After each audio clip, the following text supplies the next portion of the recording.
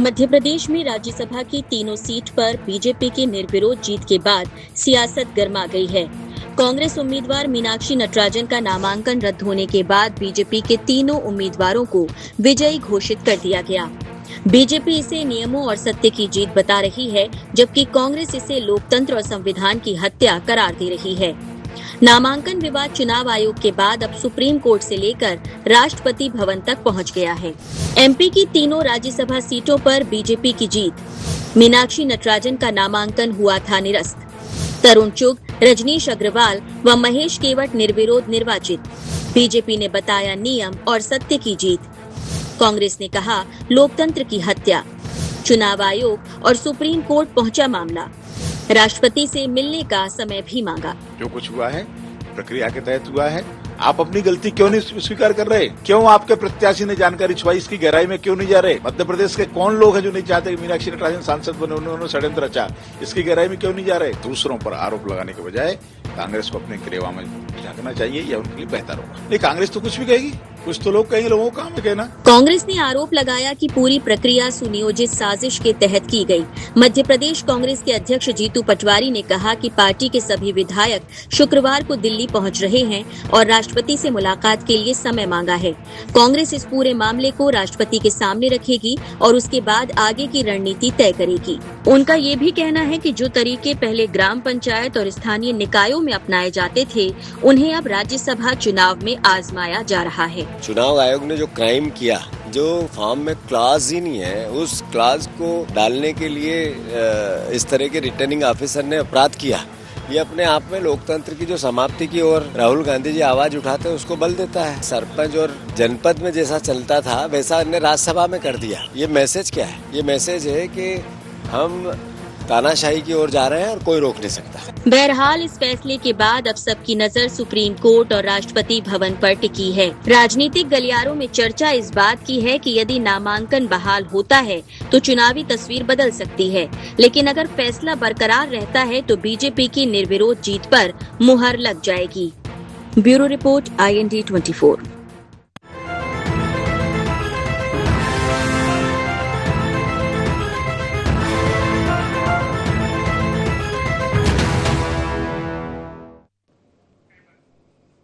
नमस्कार, IND agenda चुनाव और चुनौती में आप सभी का स्वागत है। मैं हूं आपके साथ दिव्यांशु जोशी। चर्चा को देंगे विस्तार, लेकिन उससे पहले एक नजर डालते हैं क्या हैं आज के एजेंडा पॉइंट्स।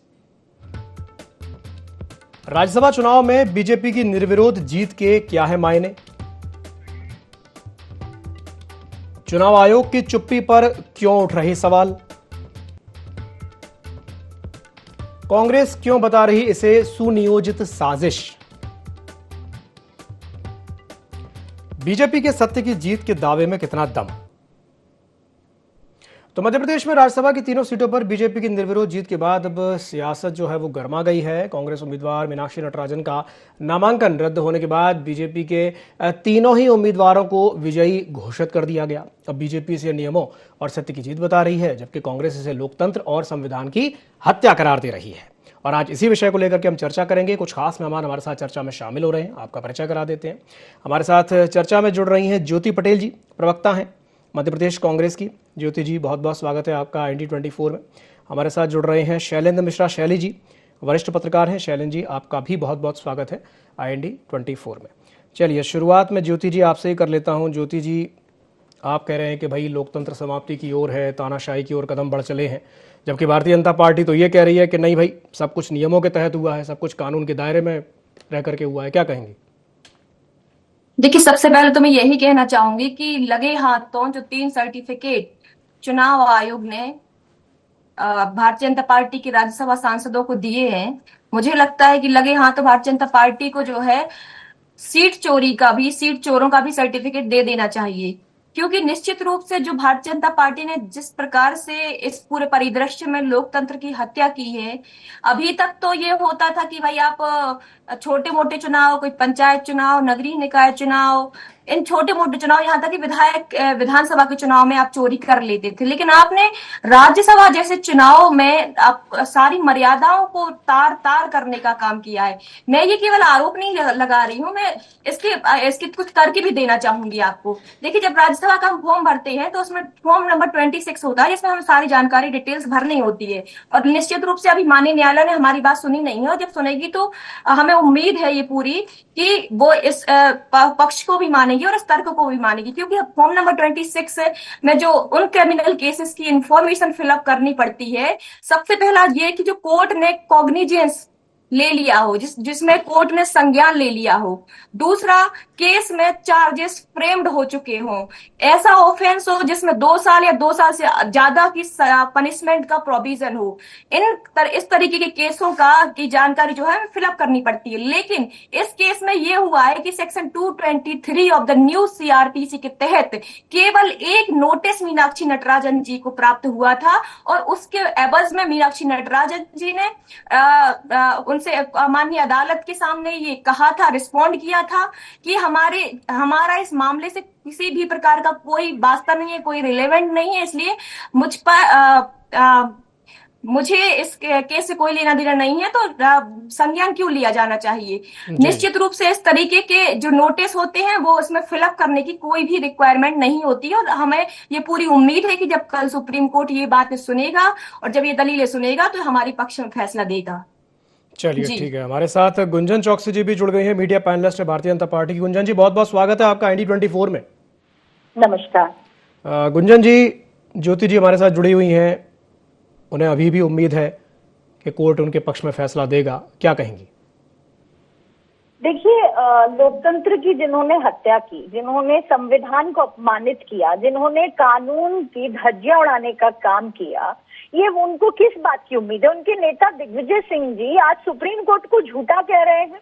उनके नेता इलेक्शन कमीशन को पे आरोप प्रत्यारोप लगा रहे हैं। संविधान की प्रति लेकर संसद में घूमने वाले राहुल गांधी को अगर उनके नेताओं को यही नहीं पता कि उस संविधान में लिखा क्या है, उस कानून में लिखा क्या है, आज इस तरीके का एक झूठा नैरेटिव सेट करने की कोशिश कर रहे हैं। संवैधानिक संस्थाओं पर आरोप प्रत्यारोप लगा रहे हैं, हमारे माननीय न्यायालय पर आरोप प्रत्यारोप लगा रहे हैं। एक बार अपने अंतर्मन में झांक कर देखिए। झूठा शपथ पत्र दिया गया, रिप्रेजेंटेशन ऑफ पीपल्स एक्ट जो कानून के तहत, ये सबको ज्ञात है कि एक 8वीं कक्षा के बच्चा भी जानता है कि संविधान में क्या लिखा है। जब आप नॉमिनेशन फॉर्म भरते हो, उसकी धारा 36 है, उसमें आपको स्क्रूटिनी में ये साफ साफ लिखा हुआ है कि अगर आपके पास कोई भी आपके ऊपर आपराधिक मामला अगर कहीं प्रचलन में है तो आपको उसकी जानकारी देना आवश्यक है, और अगर आप नहीं देंगे, उस जानकारी को छिपाएंगे, तो आपको अयोग्य घोषित कर दिया जाएगा। तो विधिवत रूप से ये ऑब्जेक्शन पेश किया गया, विधिवत रूप से पार्टीज को सुनवाई का मौका दिया गया, और तब रिटर्निंग ऑफिसर ने इस पर एक निर्णय दिया जो निर्णय पूर्ण रूप से लीगल है, वैध है और संविधान के अनुरूप है। लेकिन ये सिर्फ और सिर्फ ये इनके अपने एक मीनाक्षी नटराजन जी को टूल बनाकर इन्होंने सिर्फ कांग्रेस ने एक षड्यंत्र रचा है अपनी ही एक नेत्री के साथ। एक महिला नेत्री को इस्तेमाल करके ये हार का डर जो था, क्रॉस वोटिंग का जो डर इन्हें था, ये इन्होंने इस्तेमाल किया है। इनके अपने ही नेता, आप देख रहे हैं ना, 2-3 दिन से आप स्वयं ही देख रहे होंगे किस तरह दिग्विजय सिंह जी, हरीश चौधरी जी के आपस के वीडियोस आ रहे हैं, किस तरह बड़ा सार्वजनिक तौर पर दिख रहा है कि जीतू पटवारी, उमंग सिंगार भी तुद्दू मैमे में लगे हुए हैं। लेकिन ये कोई भी इस चीज को सामने नहीं ला रहा कि इनकी अपनी अंतर्कलह ने एक नेत्री का भविष्य भी खराब किया, धज्जियां उड़ाई, अपमान किया, संविधान को अपमान किया, और आज कोर्ट के जो दरवाजे खटखटा रहे हैं, ये सिर्फ और सिर्फ एक नैरेटिव बिल्ड करने का काम कर रहे हैं, इससे ज्यादा कुछ भी नहीं। ये शपथ पत्र देते समय इन्हें पता था इनके ऊपर केस चल रहा है, उस केस को जानते बूझते इन्होंने छिपाया, एक झूठा शपथ पत्र दिया जो पूर्ण रूप से अवैधानिक है। जी, कुछ कहना चाह रही थी ज्योति जी? जी ज्योति जी, बोलिए। मैं बस इतना ही कहना चाहूंगी आदरणीय हमारी भाजपा की प्रवक्ता गुंजन चौकसी जी से कि देखिए, फॉर्म नंबर 26 है, उसको जाकर के आप प्लीज पढ़िएगा। उसमें कोई भी कॉलम ऐसा नहीं है जिसमें ये लिखा हो कि आपको कोई नोटिस आया हो, क्योंकि जब हम कोई फॉर्म भरते हैं तो जब उसमें कॉलम की कोई जगह होती है कि हाँ, यदि आपको कोई नोटिस आया तो उसकी जानकारी भरिए। तो फॉर्म नंबर 26 में कहीं भी कोई जगह नहीं है जहां पर ये भरा जा सके कि आपको कोई कहीं से कोई कभी नोटिस आया तो उसकी जानकारी भरिए। दूसरी दूसरी बात ये कि आप गुंजन जी कह रही हैं IND24 की मंच से कि मीनाक्षी नटराजन जी पर आपराधिक मामला दर्ज था। तो मैं आपको इसी वक्त यहीं पर आप चैनल के सामने और सभी दर्शकों के सामने भी चैलेंज करती हूँ कि आप प्रकरण नंबर और उनके ऊपर कौन सी धाराओं में प्रकरण दर्ज था वो यदि आप बता देंगे तो निश्चित रूप से ये जो मैं आप बात कह रही हैं मैं मान लूंगी कि वो सही बात है। लेकिन आप व्हाट्सएप यूनिवर्सिटी का जो ज्ञान लेकर के आते हैं, पूरे भारतीय जनता पार्टी के प्रवक्ता हवाई जो बातें उड़ती रहती हैं उनका ज्ञान लेकर के आते हैं, तो कृपया करके थोड़ा सा स्टडी करके आइए। केवल मीनाक्षी नटराजन जी को एक नोटिस प्राप्त हुआ था और उस नोटिस की जानकारी देना अनिवार्य नहीं होता है फॉर्म 26 में, इसलिए उन्होंने जानकारी नहीं दी। और निश्चित रूप से हमें आज भी ये उम्मीद है। और आप क्या बड़ी बड़ी बातें कर रही हैं कि नेत्रियों की आपको बड़ी नेत्रियों की चिंता हो रही है कि कांग्रेस नेत्री की आपको भविष्य में इतनी चिंता है, तो आपने भैया क्यों इतनी बड़ी सीट चोरी करने का काम किया? क्यों आप तो पहले वोट चोरी करते थे, अब तो आप सीट चोरी करने पे आ गए और महिला आरक्षण के नाम पर जो है बड़ी बड़ी बातें करते थे। महिला आरक्षण में आपने क्या किया ये भी पूरे देश ने देखा। तो महिलाओं की बारे में इस तरीके से चिंता जताते हुए कम से कम आपको इतनी लज्जा आनी चाहिए कि आप महिला होने के नाते जिस तरीके से आपने एक महिला को पूरे भारतीय जनता पार्टी ने किस तरीके से पूरी राजनीति की मर्यादाएं तार जो की है इस परिदृश्य में, तो मुझे लगता है कि आपको महिला होने के नाते कम से कम आज तो ये नहीं कहना चाहिए। चलिए ठीक है गुंजन जी आप कुछ कहना चाह रही हैं? जी बोलिए। जो ज्योति जी ने कहा कि व्हाट्सएप यूनिवर्सिटी, तो ज्योति जी प्लीज मेरी भी विनती है कि आप भी वो ऐसा जो तोते की तरह अगर कोई पढ़ा देना तो उसको वैसे नहीं बोलना चाहिए। आपने मुझे चैलेंज किया था कि अगर मैं केस नंबर बता दूं, तो केस नंबर है इसका ज्योति जी आप नोट कर लें ताकि आप अगली बार किसी डिबेट में किसी प्रवक्ता को चैलेंज ना करें, क्योंकि भारतीय जनता पार्टी फैक्ट्स लेके बैठती है। केस नंबर है 4472/2025। केस का नाम है ए श्रीलता वर्सेस मीनाक्षी नटराजन। ये हैदराबाद कोर्ट का केस है। आपने धारा पूछा था, मैं आपको ये भी बता दूं इसके समन सितंबर 2025 में इन्हें पहुंचे थे। मैं आपको ये भी बता दूं 20 अक्टूबर 2025 को इस पे जवाब दिया गया था मीनाक्षी नटराजन जी द्वारा। नटराजन जी के ऊपर कौन सी धाराओं में मामला दर्ज था? गुंजन जी आप कृपया करके बताने का कष्ट कीजिए, कौन सी धाराओं में मीनाक्षी जी के ऊपर प्रकरण दर्ज है? थोड़ा चुप हो जाइए। ये अपोजिट पार्टी नंबर 4 है, उसमें धारा 356, 61, 45, 46, 351, 79 BNS एक्ट की कृपया करके बंद कीजिए गुंजन जी, झूठ बोलना कृपया करके बंद कीजिए। मीनाक्षी नटराजन जी के ऊपर किसी भी प्रकार का कोई केस नहीं हो। जो केस आप बता रही हैं वो तेलंगाना की उस महिला उनके ऊपर है जो वो केस के बारे में संज्ञान लेने की बात कर रहे थे। तो कृपया करके चैनल के सामने तो झूठ बोलना बंद कीजिए। ठीक है आरोप प्रत्यारोप अपनी जगह। ठीक है चलिए शैली जी के पास वापस जाना चाहूंगा। शैली जी आप कुछ कह रहे थे, आपने कहा कि भाई कांग्रेस के रुख को लेकर के आपको थोड़ा सा डाउट है, कोई कांग्रेस का रुख इस पूरे प्रकरण में जो है थोड़ा सा अड़ियल रहा है। मेरा ये कहना है कि निश्चित ही मुझे ऐसा लगता है कि पूरा नाटकीय अंदाज में ये पूरा मामला चला है, और क्योंकि अब यहाँ पर बात कानून की भी आ रही है तो विशेषज्ञों की भी अलग अलग राय है। मेरे ख्याल से भाजपा प्रवक्ता गुंजन जी अधिवक्ता भी हैं और कांग्रेस की भी तैयारी है। मैं भी थोड़ा सा पढ़ के ही बता देता हूं, क्योंकि ये जो 17 सितंबर 2025 का जो मीनाक्षी नटराजन का मामला था, इसमें इनके वकील भी कोर्ट में प्रेजेंट हुए थे और फॉर्म 26 के नियम जो हैं वो बेहद सख्त हैं। इसमें प्रत्याशी को न केवल अपने खिलाफ दर्ज FIR बल्कि कोर्ट में लंबित सभी मुकदमों, समन, नोटिस और जवाबी हलफनामों का पूरा ब्यौरा देना अनिवार्य होता है। बहुत छोटी सी बात है देखिए दिव्यांशु जी, और आश्चर्य की बात है कि मीनाक्षी नटराजन जी स्वयं लोकसभा की सदस्य रह चुकी हैं और मैंने उनको बहुत करीब से देखा है।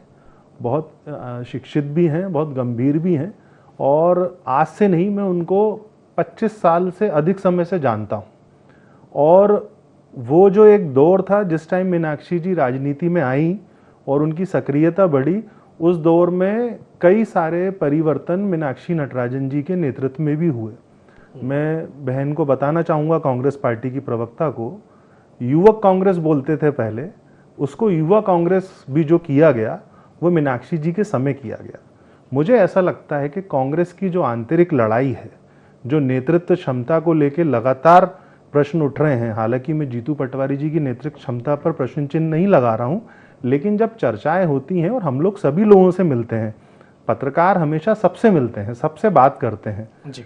ये कहीं ना कहीं कांग्रेस पार्टी के जो सलाहकार हैं, जो लोग ने मीनाक्षी नटराजन जी को राय दी, अरे भाई छोटी सी बात थी, मैं फिर से दोहराता हूं, एरर आया था, आपको अपना वहां पे पूरा पक्ष रख देना था। लेकिन बार बार उनको ये कहा गया कि नहीं ये करने की जरूरत नहीं है, ये करने की जरूरत नहीं है। अरे भाई कोई मामला ऐसा था ही नहीं, अगर आप उल्लेख कर भी देते, आपने पार्टिसिपेशन किया। एक और बात मैं भूल जाऊंगा जी। 2 तरह की एफआईआर है, एक तो जो थाने में दर्ज होती है, दूसरी दिव्यांशु जी जब किसी मामले का संज्ञान कोर्ट लेती है जी, मजिस्ट्रेट लेते हैं, और जुडिशियल उसकी जब बात आ जाती है और जुडिशियल कॉल हो जाता है, आप उसमें दोषी हैं नहीं है तो समय तय करेगा, मामला छोटा है बड़ा। लेकिन जब वो रिकॉर्ड में आ चुका है तो आपको, मुझे लगता है कि जो आपके विधि सलाहकार हैं, कहीं ना कहीं उनसे चूक हो गई है, बता देना था। और अभी भी आपके पास दरवाजे खुले हैं सुप्रीम कोर्ट के। और ईसीआई वाला जो मामला है उसमें देखिए, जो रिटर्निंग ऑफिसर होता है उसके दिए हुए आदेश को ज्यादातर मामलों में ईसीआई जो होता है वो कंसीडर ही करता है। तो और फ्लोर पे लेके जो बातें हो रही हैं, अगर मान लीजिए ये सब कुछ नहीं होता, आगे चल के मतदान होता, तो फिर कांग्रेस बार बार हॉर्स ट्रेडिंग की बात क्यों कर रही थी? अपने लोगों को उसी दिन प्लेन में, फ्लाइट में ले जाने की क्या जरूरत थी? आपके पास समय था, आप रुक जाते। पहले यहाँ की जो विधिक प्रक्रिया चल रही थी, नॉमिनेशन के बाद की जो चीजें रह गई थी, उसको अटेंड कर लेते। अब यहाँ पर अगर अभी कोई कड़वी बात बोलेंगे तो उसमें भी आजकल पत्रकारों में भी पक्षपात शुरू हो जाता है। अरे भाई 2020 से आज तक आप कोई हॉर्स ट्रेडिंग का मामला साबित तो करो। मुझे अच्छी तरह याद है, बालाघाट से एक विधायक थे जी, उन्होंने कांग्रेस को शायद 2008 या 9 में एक्सपोज कर दिया था। प्रेस कॉन्फ्रेंस करके उन्होंने पैसे बिखेर दिए थे। वो भी राज्यसभा का ही समय था और मेरे ख्याल से मध्य प्रदेश में तत्कालीन अध्यक्ष सुरेश पचौरी जी थे उस टाइम पे। तो भाई आप भी एक्सपोज करो ना। केवल आरोप लगाने से और अपनी गलती छिपाने से काम नहीं चलेगा। इतना आपके पास सुनहरा अवसर था, आपको राज्यसभा में रिप्रेजेंटेशन दोबारा मिल सकता था, आपके पास नंबर्स थे। आज 2 साल होने को आ रहे हैं, आपके एक महिला विधायक हैं, उनका मामला नहीं सुलझ पा रहा है, और भी बहुत सारी बातें हैं। तो भाई आपके यहाँ पहले यही नहीं तय हो पा रहा है। अभी वो वीडियो की बात आई सामने जी। मुझे खुद देख के बुरा लगा। मैंने आज वो वीडियो देखा, पहले आधा वीडियो आया था। हरीश चौधरी जी का मुझे लगता है जितना भी राजनीतिक सफर होगा उससे ज्यादा तो दिग्विजय सिंह जी का अनुभव है। इतने सीनियर नेता हैं और सार्वजनिक अगर इस तरह की बातचीत हो रही है, और मुझे लगता है ये तो उनका बड़प्पन है कि उन्होंने उसको बिल्कुल उस बात को इग्नोर कर दिया। जी जी, नहीं वो तो जो अंतर्कलह वाली बात होती है वो खुल करके सामने आ गई। जी, हमने तो दिव्यांशु जी कांग्रेस का वो दौर भी देखा है 2007-8 और 5-6 वाला, जब कांग्रेस के एक प्रभारी आए थे मध्य प्रदेश में, हनुमंत थप्पा जी, उनके साथ विधानसभा विश्राम गृह में क्या हुआ था, ये हमारी कांग्रेस की बहन अपने सीनियर लोगों से पूछें। उनके लिए नए कुर्ते पजामे कपड़े मंगाए गए थे और आज तक वो लौट के नहीं आए मध्य प्रदेश में। तो आप थोड़ा सा अपने भी अंदर का मामला अच्छा करिए। इतनी बढ़िया नेत्री मीनाक्षी नटराजन जी जैसी नेत्री का अगर नेतृत्व मिल जाता, आपके पास नंबर्स थे, तो मुझे तो नहीं लगता कि भाजपा ऐसे कैसे आपके वोट क्रॉस करा लेती। जी, चलिए ज्योति जी क्या कहें? पहले ज्योति जी से एक वर्जन ले लूं, उसके बाद आपके पास आता हूं गुंजा जी। जी ज्योति जी। देखिए, भारतीय जनता पार्टी ने तो देखिए सारी राजनीति की हदें पार कर दी। पहले हॉर्स ट्रेडिंग करने की कोशिश की, विधायकों को ऑफर दिए 5 करोड़ के, 10 करोड़ के, सारे विधायकों ने हमारे बताया। उसके बाद फिर जब एयरपोर्ट से जब हमारे विधायक सुरक्षा की दृष्टि से जब दूसरे प्रदेश जाने लगे, तो आपने 2 घंटे तक आपने उड़ान भरने नहीं दी। और निश्चित रूप से आप उस समय पर वही षड्यंत्र रचा जा रहा था मीनाक्षी नटराजन जी के फॉर्म निरस्त करने का, और उसके बाद आपने फॉर्म निरस्त करवा दिया। और आप महिलाओं की बात कर रहे हैं कि हम महिला नेत्रियों का सम्मान करते हैं, तो एक ऐसी महिला जो गांधीवादी विचारधारा की प्रतिनिधि है, जो लोकतांत्रिक मूल्यों में अटूट विश्वास करने वाली महिला नेता है, उन महिला नेता को रोकने के लिए आपने तीसरी सीट पर फॉर्म भरवाया। तीसरी सीट पर आपने फॉर्म क्यों भरवाया, जबकि आपके पास तो पर्याप्त संख्या बल भी नहीं था, आपके पास तो केवल 45 विधायक थे। लेकिन ये पटकथा तो उसी समय से रची जा रही थी। क्योंकि चुनाव आयोग की जो आप बात कर रहे हैं, जिस संवैधानिक संस्थाओं पर प्रश्न उठाने की बात कर रहे हैं, तो वो तो आपकी गोदी में बैठा हुआ है और आप जैसा कहेंगे वैसा होगा निश्चित रूप से। और मैं भी आज इस मंच के माध्यम से और हमारे सभी नेताओं ने इस बात की मांग की है कि रिटर्निंग ऑफिसर जो है अरविंद शर्मा होनी चाहिए, उनको निलंबित भी होना चाहिए। शब्दों का इस्तेमाल बिल्कुल संवैधानिक संस्थाओं पर भारतीय तरीके से भारतीय जनता पार्टी एक एक करके दोनों की बात लेंगे। संवैधानिक संस्थाओं पर इस तरीके की शब्दावली जो ज्योति जी इस्तेमाल कर रही है, मैं इसको पूर्ण रूप से इसको खंडन करती हूँ और ये एक्सेप्टेबल नहीं है। ये शब्दों का सीबीआई चुनाव आयोग जिस तरीके से आपके इशारों पर भारतीय जनता पार्टी के इशारों पर नाचता है, ये सारा प्रदेश देख रहा है, सारा देश देख रहा है। चलिए, प्रदेश तो ये भी देख रहा है, जो बात अभी शैली जी कह रहे थे कि दिव्यांशु जी, अब अपनी बात रखना चाहूंगी। ज्योति जी को बोलिएगा बीच में टोके ना, क्योंकि जब सत्य बोलते हैं तो इनको किसी तरह टोक कर उसको रोकने की कोशिश करते हैं। ठीक है, चलिए अपनी बात रखिए। सर्वप्रथम तो बहुत बहुत धन्यवाद हमारे वरिष्ठ पत्रकार जी को, शैलेन जी को। उन्होंने बहुत अच्छा विश्लेषण किया उन्होंने कानूनी प्रक्रिया का जी। और ये कानून की प्रक्रिया, जिस तरह मैंने पहले कहा था कि हमारे देश में एक स्कूल का छात्र भी जानता है, लेकिन अगर कोई नहीं जानता तो वो कांग्रेस के नेता नहीं जानते। मीनाक्षी नटराजन स्वयं एक सीनियर लीडर रही हैं। क्या इनके पास कोई कानूनी सलाहकार की कमी थी? तेलंगाना से लेकर दिल्ली से लेकर मध्य प्रदेश तक। लेकिन क्या इनके पास एक ऐसा सलाहकार नहीं था जो ये बता पाए कि अगर उस फॉर्म में लिखा है कि कोई भी अगर आपके ऊपर केस कहीं प्रचलन में है तो उसका आपको उल्लेख करना जरूरी है? लेकिन इन्होंने, उसको नॉलेज था उस केस का, लेकिन तब भी उन्होंने इसे छिपाया। तो ये मैं अंतर कलह ना कहूं, षड्यंत्र ना कहूं, आपसी पार्टी का षड्यंत्र ना कहे तो हम क्या कहें? तो ये साफ साफ दिख रहा है कि लोकतंत्र की हत्या इन्होंने स्वयं की, लेकिन सिर्फ और सिर्फ अब बचाव करने के लिए हमारे संवैधानिक संस्थाओं पर इस तरीके के गंदे शब्दों का इस्तेमाल आज ज्योति जी कर रही है, जो उम्मीद नहीं थी मुझे, जिस तरीके के कि मैं शायद उसको रिपीट नहीं करना चाहती। आप एक चुनाव आयोग की बात कर रही है, कई प्रदेशों में आपकी सरकार इसी चुनाव आयोग के उसी चुनाव की प्रक्रिया के तहत बनी है, लेकिन जहां आप हारते हैं तो वहां चुनाव आयोग खराब हो जाता है। जहां आपके ऊपर भ्रष्टाचार में लिप्त पाए जाते हैं तो वहां ईडी सीबीआई खराब हो जाती है। और जहां सुप्रीम कोर्ट ने आज आपका केस नहीं सुना और कल रखा तो दिग्विजय सिंह जी ने सुप्रीम कोर्ट को भी चोर कह दिया। अरे इससे ज्यादा निचली सोच रखने वाली और पार्टी क्या हो सकती है, जो अपने कार्यकर्ताओं को गद्दार कह दे, जो अपने कार्यकर्ताओं को स्लीपर सेल कह दे। मैं याद दिला दूं कि किन किन कार्यकर्ताओं को आके क्या बोल के गए। राहुल गांधी आके घोड़ों में क्लासिफाई कर गए, उसके बाद राहुल जी अभी आके थोड़े दिन पहले गद्दार कह गए, स्लीपर सेल कह गए, दीमक कह गए। जो अपने कार्यकर्ताओं की नहीं हो सके वो जनता के क्या होंगे, जो देश की संवैधानिक संस्थाओं की नहीं हो सके। ठीक है, शैली जी एक अंतिम टिप्पणी आपसे चाहूंगा, उसके बाद चर्चा को समाप्त करेंगे। जी शैली जी।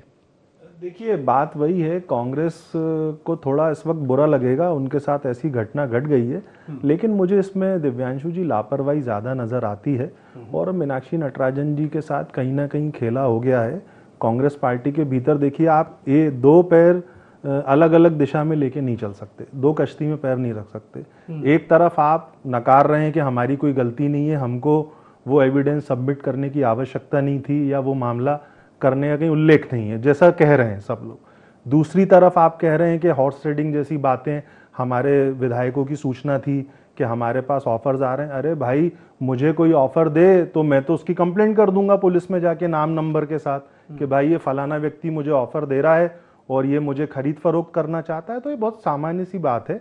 छोटा बच्चा भी एक 10वीं क्लास का जब एग्जाम देने जाता है बोर्ड का, तो साल भर वो अपनी तैयारी करता है, एक अनुशासन में रहता है, टाइम टेबल बनाता है और वो अपने तिमाही के एग्जाम का भी ध्यान रखता है, छमाही का भी रखता है और वार्षिक भी रखता है। और अब तो देखिए, कांग्रेस पार्टी एक दूल्हा ढूंढ रही है जिसके ऊपर ये पूरी हार का टीकरा जो है वो फोड़ा जाए। जबकि कांग्रेस का जो वरिष्ठ नेतृत्व है, चाहे वो दिग्विजय सिंह जी हो चाहे कमलनाथ जी हो, इन लोगों ने खुलकर कहा कि हम मीनाक्षी जी को पूरा समर्थन करते हैं। और ये लड़ाई, कमलनाथ जी ने तो ये तक कहा कि लड़ाई मीनाक्षी की नहीं है, मेरी लड़ाई है। आप देखिए दिव्यांशु जी 80 वर्ष के हो चले हैं, दिग्विजय सिंह जी और कमलनाथ जी। दिग्विजय सिंह जी आज भी हर मोमेंट में हिस्सा ले रहे हैं कांग्रेस पार्टी के, हर जगह उपलब्ध हो रहे हैं और पूरा मतलब समर्थन कर रहे हैं। दूसरी तरफ आप देखिए, हमारे अध्यक्ष जी और नेता प्रतिपक्ष जी का एक वीडियो वायरल हुआ, मुझे तो अच्छा नहीं लगा, तू तड़ाक हो रही है। भाई आपने उनको अंधेरे में क्यों रखा? जी। अभी तो मैं आपको बता रहा हूं, दूल्हा ढूंढा जा रहा है जी। कि किस पे सर पे हार का सेहरा बांध दें। हालांकि अभी पूरे कोर्ट के दरवाजे खुले हुए हैं, लेकिन एक छोटी सी आपकी त्रुटि ने आज आपके हिस्से की एक सीट फिलहाल तो चली गई है, आगे क्या होगा तो समय तय करेगा, बिल्कुल, है ना।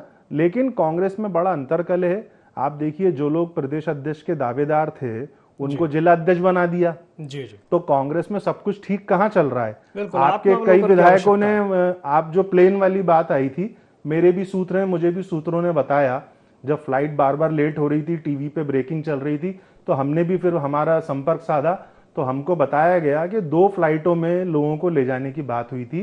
पहली फ्लाइट को ले जाने की जिम्मेदारी कांग्रेस के वरिष्ठ नेता सज्जन सिंह वर्मा के कंधों पर थी, और जो प्लेन आया था वो लगभग 72 सीटर प्लेन था। जी जी, तो उसमें 30-40 एमएलएस थे और उनकी फैमिली, ऐसे करके 70 लोग थे। ये और जानकारी आपको शायद भारतीय जनता पार्टी के कार्यालय से अरे प्राप्त हुई होगी। बहन जी, आप मेरे अनुभव को चैलेंज मत करिए और मेरे संपर्कों को। भारतीय जनता पार्टी के कार्यालय में 5 बजे, अच्छा आपको अभी रिकॉर्ड में मिल जाएगा, 5 बजे तक का एयरपोर्ट अथॉरिटी से टेक ऑफ का टाइम किसने मांगा था? चलिए मैं चैलेंज कर रहा हूँ। शायद इनके ही विधायक का एक वीडियो नहीं देखा, जहां जब वो एयरपोर्ट से बाहर आ रहे हैं तो आपके किस सतीश तरह सिकरवार अपनी नाराजगी ने व्यक्त क्यों करते मना आ कर रहे दिया हैं। जाने से? चलिए ठीक है, ये एक ऐसी, ऐसा देखिए, ये मत जी, करिए, जी, जी। अपन स्वस्थ चर्चा करें। जी, और जी। मैं फिर कहूंगा कि हमारी तो चलिए। बहन मीनाक्षी नटराजन जी के साथ धोखा हो गया। चलिए लब्बो लुभाव ये है कि भाई कहीं ना कहीं कांग्रेस को आवश्यकता है आत्मावलोकन की, सेल्फ इंट्रोस्पेक्शन की बहुत ज्यादा जरूरत है। थोड़ा सा ध्यान दें अपने संगठन पे, क्योंकि लोकतंत्र के लिए वही अच्छा होगा। चलिए, बहुत बहुत धन्यवाद आप तीनों मेहमानों का हमारे साथ जुड़ने के लिए, चर्चा में शामिल होने के लिए।